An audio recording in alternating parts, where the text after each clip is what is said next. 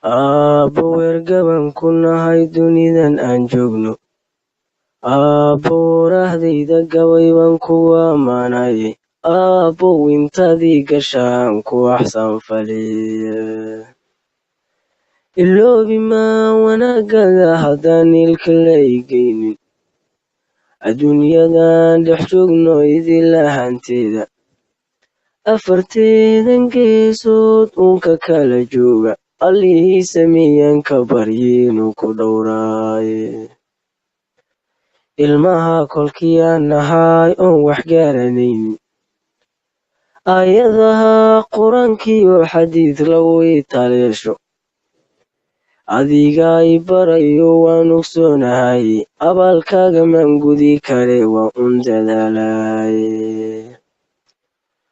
Unugyada jirkaaga baan qayb ka ahayaabe, isirkiyo halkii aan ka yimid adiga weeyaane, ilinkaan marayaba ducaan ku aqrinayaaye.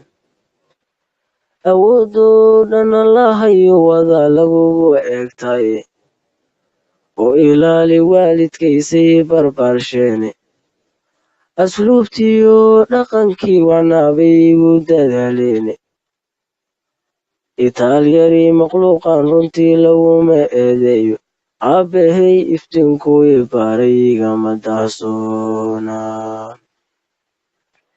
Ildogsiga hadduu waalidka irida ku joogo, ama uu ifka nool yahay waad istareexdaye, amuuraha adduunyadu ma ahan saad u aragteene.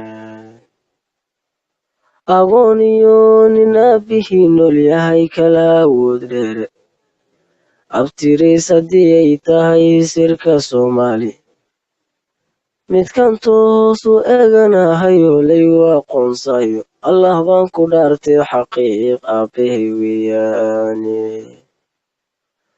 Orood laguma gaare adduun waa ebtala weyne, adigoo haminayu durbaaba soo abgo'ayaye, ajashiisa ka gadaal ma jiro ruux yar joogaye, aakhirana gurigii rasmiyoon ebid dhammaanayne.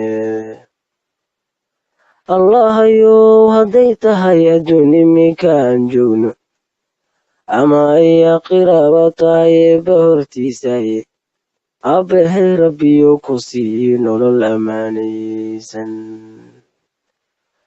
Adigoo ka raaliya rabbow aakhira joogo, udgoonow rasuulkeeni rabbow way ishaleelaane, Abuubakar Sidiiq iyo asxaabtii uu la jaar noqdaye, u hibeey ammaankii jannaadoon ebid ammaanayn.